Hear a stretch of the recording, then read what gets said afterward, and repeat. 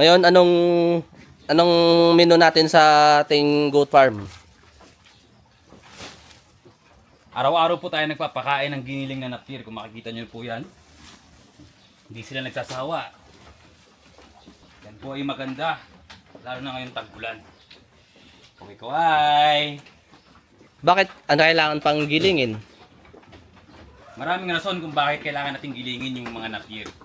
Dahil bukod sa mas madali silang ilagay sa ating mga kainan, makakain din ng mga kambing, ang pati mga tangkay ng napir.